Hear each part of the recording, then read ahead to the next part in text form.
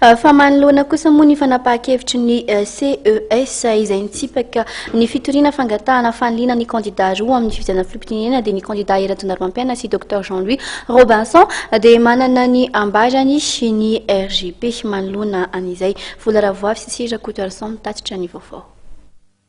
Fanapahan-kevitra feno fahendrena no navoaka ny CES hoy ny ray aman-dreny jiro-pirenena RJP izay tarihan'Andriamatora Koto Jean-Pierre anisan'ny candidat filoham-pirenena tamin'ny fifidianana farany teo.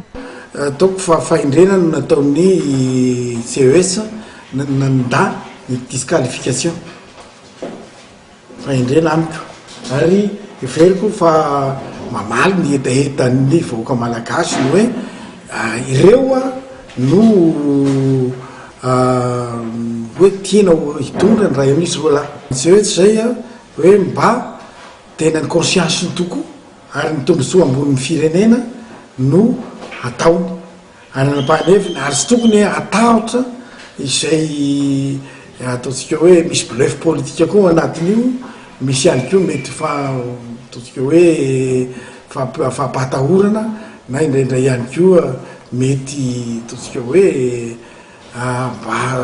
chantage fa izay mieritreritra fa tokony hoeketsika malagasy izay fanapahan-kevitry ny CES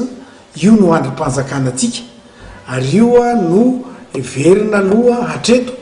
no fahefana mahefa afaka mamokatra ny voka-pifidianana. Mikasika ny fitaraina samihafa ny fisian'ny alabato nandritra ny fifidianana dia manana ambarany RJP. Mandainga aloha izay nilasa hoe tsy nisy nanao samy nanao daholo io ary za nasapa tamin'ny fihodinana voalohany fa ary dia hitako maso ary nanapirofo fa nisy ny fifidianana vato ary nisy nangala bato misy fotsiny amin'izao nefany sy izay kory no ny fisian'ny zavatra toy izany no ampihemitra na ampihena ny tanjony ty tsiotratrarana dia fananana filoha amin'ity taon'ity raha fitondrana maripototra ary mahefa ary afaka mampandroso fa io tsy maintsy misy foana ny lesoko raha izanona amin'ny lesoko sika tsy androsona ovinona mihitsy fa ny fanatsarana zay eo ary zay ny angavianay hoe amin'ny vahoaka malagasy indrindra ny vahoaka eto Antananarivo satria vahoaka n'Antananarivo ny fitaratra mba tsy hipetraka amina gidrakidra sony isika. Nosoritan'Andriamatora Koto Jean-Pierre fa ny fifidianana ihany no ivoahana amin'ny krizy. Mikasika ny fidinan'ny tampahavitrihana tamin'ny fifidianana izay nataony 3 Desambra lasa teo dia manana ny heviny izy. Fa ny nampiana azy fahitanay azy dia olo mitany amin'ny toerana lehoko fanetsana fotoam-piasana ny tsy fandriam-pahalemana ohatra tamin'ny toerana sasany melaka sy ny toerana sasany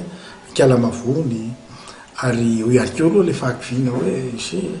le hoe tsy eo zany le candidat tiany nitohanana nefany sy eo tsony dia tsy mifidiny olona. Nivoatra indrindra ireto nandritra ny feonana tamin'ny mpanao gazety izay nitanterahana Andriamatora Koto Jean-Pierre.